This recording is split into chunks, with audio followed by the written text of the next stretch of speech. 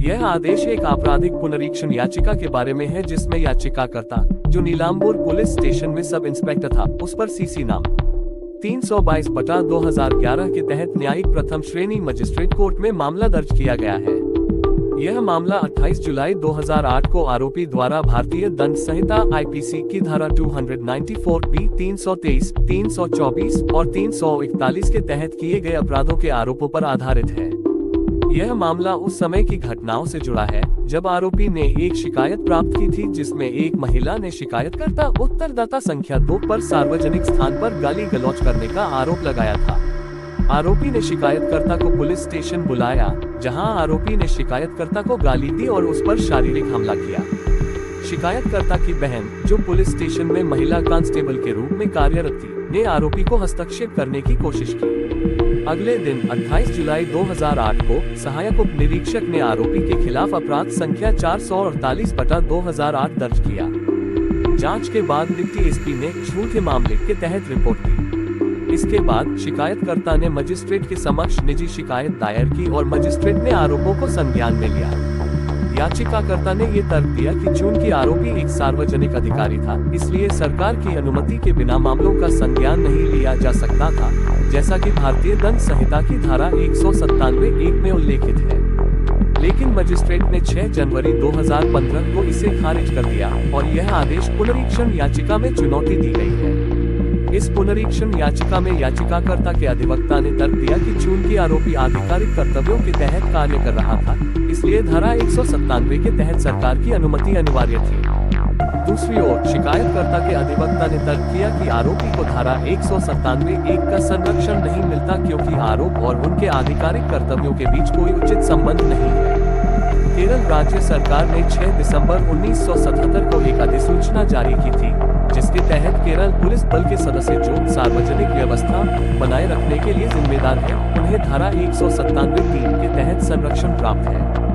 इस पर उच्च न्यायालय ने कहा कि यह संरक्षण केवल उन पुलिस अधिकारियों को मिलेगा जो सार्वजनिक व्यवस्था बनाए रखने में संलग्न है, और यह सभी कर्तव्यों पर लागू नहीं होता है। अंत में ये निर्णय लिया गया कि 1977 की सरकारी अधिसूचना के अनुसार केरल पुलिस बल के सदस्य सार्वजनिक व्यवस्था बनाए रखने के लिए कार्य करते समय धारा 197(1) के तहत संरक्षण के पात्र हैं। यहाँ पर भारतीय दंड प्रक्रिया संहिता सीआरपीसी की धारा 197 से संबंधित सर्वोच्च न्यायालय के विभिन्न निर्णयों का हवाला दिया गया है। धारा 197 के तहत सार्वजनिक कर्मचारियों को अपनी आधिकारिक ड्यूटीज के निर्वहन के दौरान उत्पीड़न से बचाने का प्रावधान है, लेकिन ये प्रावधान केवल उन कर्मचारियों पर लागू होता है जो अपनी आधिकारिक ड्यूटीज के दौरान अपराध करते हैं। सर्वोच्च न्यायालय ने कई मामलों में ये स्पष्ट किया है कि यदि कोई सार्वजनिक कर्मचारी अपनी आधिकारिक ड्यूटी के दौरान कोई अपराध करता है, तो उस पर धारा 197 का संरक्षण लागू होगा, भले ही वह अपराध उस कर्मचारी द्वारा की गई ड्यूटी से अधिक हो या आवश्यकता से बाहर हो। सर्वोच्च न्यायालय ने पुखराज बनाम राज्य 1973 मामले में ये बताया कि एक कर्मचारी का अपराध यदि उसकी आधिकारिक ड्यूटी से संबंधित है, तो वह धारा 197 के तहत संरक्षण का पात्र होगा।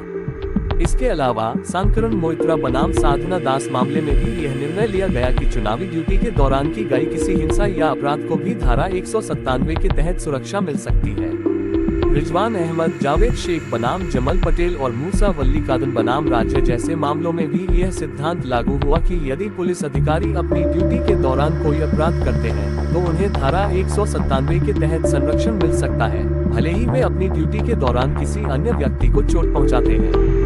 वर्तमान मामले में जहां शिकायतकर्ता का आरोप है कि पुलिस निरीक्षक ने उसे बिना किसी कानूनी कारण के शारीरिक रूप से प्रताड़ित किया, तो ये घटना धारा 197 के तहत दी गई सुरक्षा से बाहर हो सकती है, क्योंकि यह एक निजी विवाद के रूप में प्रतीत होती है और आधिकारिक ड्यूटी के तहत नहीं आती। इस मामले में आरोपी पुलिस निरीक्षक के खिलाफ शिकायत दर्ज की गई थी कि उसने शिकायतकर्ता को पुलिस स्टेशन में बुरी तरह से प्रताड़ित किया। यह मामला भारतीय दंड प्रक्रिया संहिता सीआरपीसी की धारा 197 के तहत सार्वजनिक कर्मचारियों को उनके आधिकारिक कर्तव्यों के दौरान उत्पीड़न से सुरक्षा प्रदान करने से संबंधित था।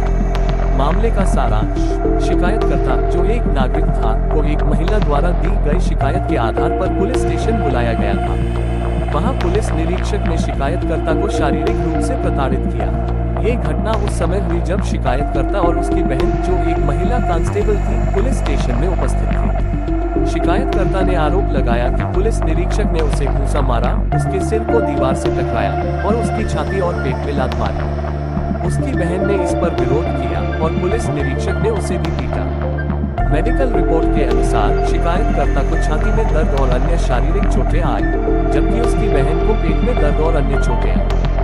न्यायालय का निर्णय। न्यायालय ने कहा कि पुलिस निरीक्षक का कृत्य आधिकारिक ड्यूटी का हिस्सा नहीं था। पुलिस अधिकारी को केवल उन कृत्यों के लिए धारा 197 के तहत सुरक्षा मिलती है जो उसके आधिकारिक कर्तव्यों से संबंधित हो, और इसमें शिकायतकर्ता को शारीरिक रूप से प्रताड़ित करना उसका आधिकारिक कर्तव्य नहीं था। न्यायालय ने यह भी स्पष्ट किया कि आरोपी का कृत्य किसी भी प्रकार से उसके आधिकारिक कर्तव्यों से जुड़ा हुआ नहीं था, इसलिए उसे धारा 197 के तहत सुरक्षा का हक नहीं था।